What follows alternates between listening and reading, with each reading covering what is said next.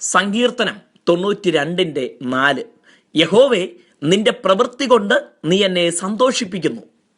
ഇന്നത്തെ ജീവിത രീതി മനുഷ്യനെ കഠിനമായ മാനസിക സമ്മർദ്ദങ്ങളിലേക്ക് തള്ളിവിടുന്നു. കൊച്ചു കുഞ്ഞുങ്ങൾ സ്കൂളുകളിൽ അവർക്ക് താങ്ങാവുന്നതിലധികം പഠിക്കുവാൻ നിർബന്ധിക്കപ്പെടുന്നു. അവരെക്കുറിച്ച് മാതാപിതാക്കൾക്കും ആശങ്കയാണ്. ജോലി മേഖലകളിൽ പ്രാപ്തിക്കും അപ്പുറം ചെയ്യാൻ നിർബന്ധിക്കപ്പെടുന്നു. ദിവസത്തിന്റെ ഏറിയ പങ്കും ജോലി സ്ഥലങ്ങളിൽ ചെലവിട്ടിട്ട് കുടുംബവുമൊത്ത് അല്പസമയം പോലും ചെലവിടാൻ കഴിയാത്ത ജീവിത രീതി സർവ്വസാധാരണമായിരിക്കുന്നു.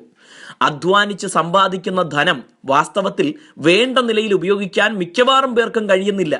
സ്വന്തം കുടുംബ ബന്ധങ്ങളെക്കാൾ സമൂഹത്തിലെ നിലനിൽപ്പും അഭിമാന പ്രശ്നവുമാണ് പലർക്കും വലുത്. ദൈവം മനുഷ്യനെ സൃഷ്ടിക്കുന്നതിന് മുമ്പ് പ്രകൃതിയെയും അതിലെ വിഭവങ്ങളെയും അണിയിച്ചൊരുക്കി.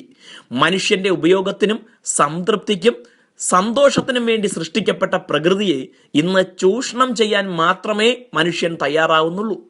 ഒരു നേരത്തെ ഭക്ഷണം പോലും ആസ്വദിച്ചനുഭവിക്കാൻ കഴിയാത്ത സ്ഥിതിയിൽ ജീവിക്കുന്ന മനുഷ്യനെ നോക്കി സത്യത്തിൽ ദൈവം ദുഃഖിക്കുകയായിരിക്കും.